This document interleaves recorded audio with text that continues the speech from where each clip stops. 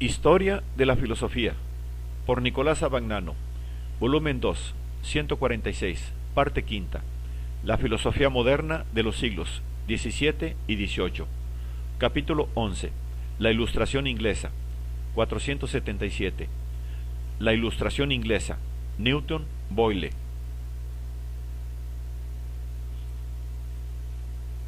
La ilustración tuvo sin duda en Francia las manifestaciones que le facilitaron la máxima difusión en Europa. La enciclopedia fue su órgano principal, pero el origen de todas las doctrinas que el enciclopedismo francés aceptó y difundió debe buscarse en la filosofía inglesa, desde Locke en adelante. La doctrina física del iluminismo es sustancialmente la de Newton. Isaac Newton, 1642-1727, formuló en los principios matemáticos de la filosofía natural de 1687 la exposición completa de un sistema puramente mecánico de todo el mundo celeste y terrestre. Esta exposición no es sintética y deductiva, sino analítica e inductiva. Newton se encuentra en el camino de Galileo, no en el de Descartes.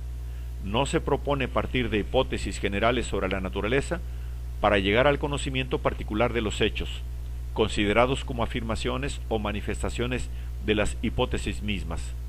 Parte, en cambio, del conocimiento de los hechos particulares obtenidos por experiencia y procura llegar gradualmente a las primeras causas y a los últimos elementos de los mismos hechos. La misma teoría de la gravitación universal, que le permitió expresar con una única ley hechos tenidos hasta entonces como muy diversos, la caída de los cuerpos, los movimientos celestes, las mareas, no es para él un punto de llegada definitiva,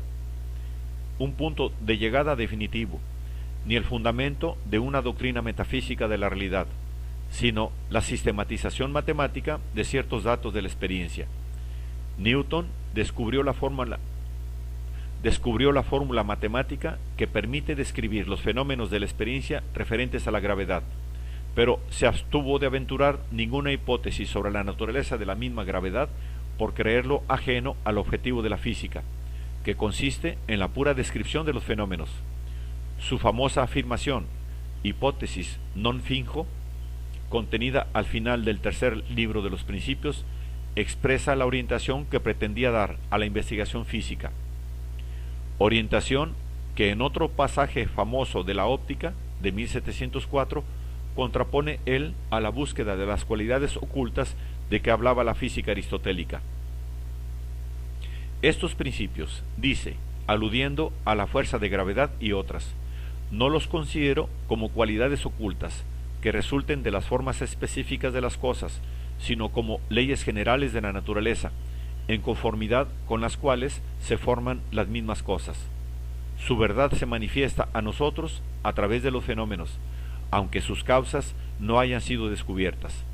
En efecto, estas cualidades son manifiestas y sólo sus causas son ocultas, mientras los aristotélicos dieron el nombre de cualidades ocultas no a cualidades manifiestas, sino a las que ellos supusieron en los cuerpos como causas desconocidas de sus efectos manifiestos, como serían las causas de la gravedad y de la atracción magnética y eléctrica y de las fermentaciones, si supusiéramos que estas fuerzas o acciones nacen de cualidades que no son desconocidas y no son susceptibles de ser descubiertas y hechas manifiestas.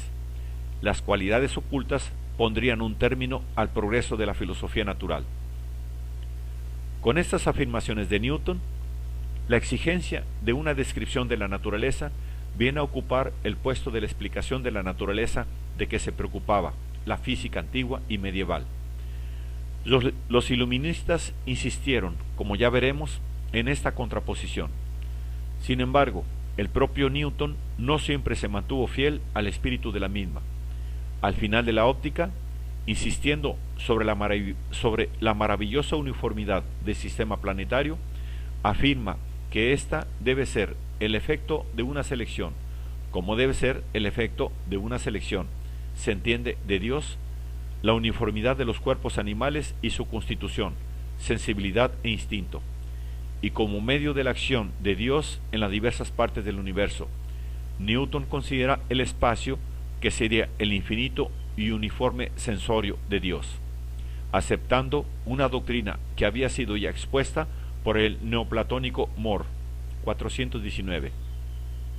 Con estas especulaciones, Newton continúa por su cuenta aquel intento de racionalizar las creencias religiosas y de soldar la fe con la ciencia moderna, que había sido ya perseguido por los platónicos de Cambridge. En esta misma línea se sitúa la obra de Robert Boyle, de 1627 a 1691, autor de escritos teológicos. Algunas consideraciones sobre el estilo de las Sagradas Escrituras, 1661. La excelencia de la teología, 1673. Algunas consideraciones sobre la reconciliabilidad de razón y religión, 1675. El virtuoso cristiano, 1690. Y de muchos escritos científicos, en especial de química, ciencia de la que se le considera, con toda razón, como uno de sus fundadores. En esta materia, su obra más conocida es El químico escéptico, de 1661.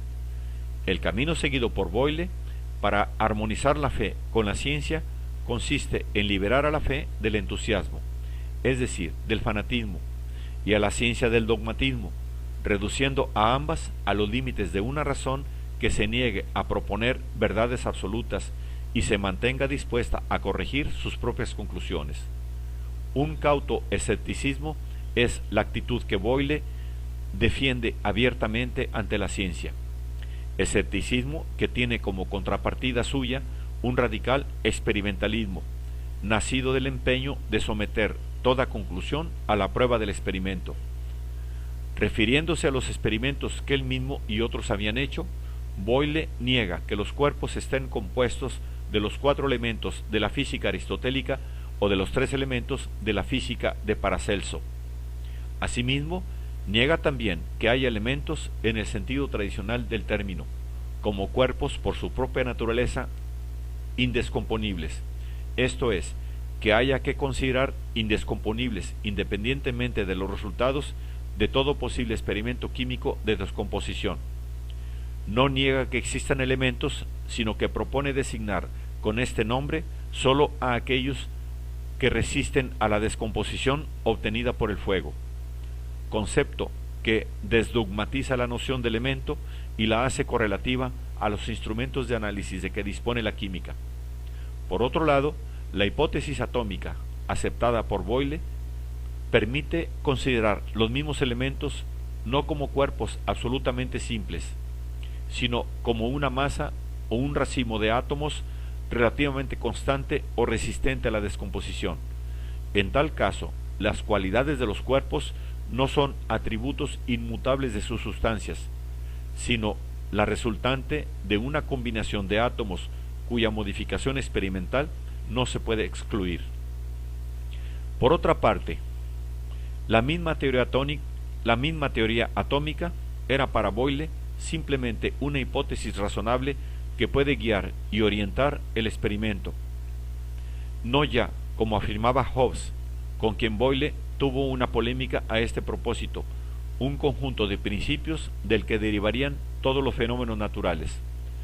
La obra de Boyle tuvo una importancia grandísima para la filosofía de Locke, pues gracias a ella principalmente llegó a su noción de la ciencia y de los procedimientos científicos. De Boyle, Locke tomó también, como queda dicho, la distinción entre cualidades primarias y secundarias, a la que tanta importancia se atribuyó en el curso posterior de la ciencia y de la filosofía gnoseológica.